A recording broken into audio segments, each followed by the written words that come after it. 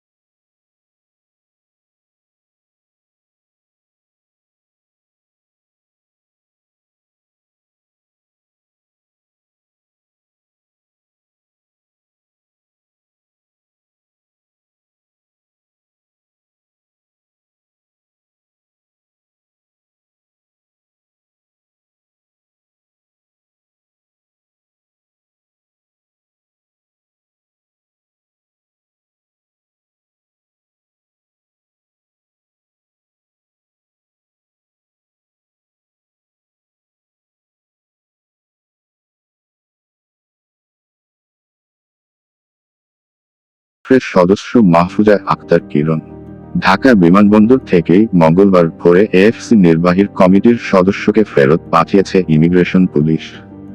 জানা গেছে দুদকের নিষেধাজ্ঞায় তাকে যেতে দেয়া হয়নি, এজন্য বাফুফের নির্বাহী কমিটির অনেকে বিব্রত। নারী ফুটবল কমিটির প্রধান গত কয়েক বছরে বেশ কয়েকবারই নেতিবাচক কারণে খবরের শিরোনাম হয়েছিলেন। কাজী সালাউদ্দিনের অত্যন্ত আস্থাভাজন কিরণ তাবিথ আওয়ালের কমিটিতেও বেশ প্রাধান্য পাচ্ছেন। তাবিথ আওয়াল কিরণের ওপরই নারী ফুটবল কমিটির চেয়ারম্যানের দায়িত্ব বহাল রেখেছেন। 5 মাস পেরিয়ে গেলেও এখনো সেই কমিটি পূর্ণাঙ্গ হয়নি, ফলে কিরণের হাতেই এখনো নারী ফুটবলের সম্পূর্ণ নিয়ন্ত্রণ। এ নিয়ে ফেডারেশন কর্তাদের একাংশের তীব্র ক্ষোভ। এসব কারণেই মিডিয়া এড়িয়ে চলছেন বাফুফে বসক। তাই খবরের আসার সঠিক সময় জানা যায়নি। ভিডিওটি ভালো লাগলেই শেয়ার করুন, চ্যানেলটি সাবস্ক্রাইবও করুন। ধন্যবাদ।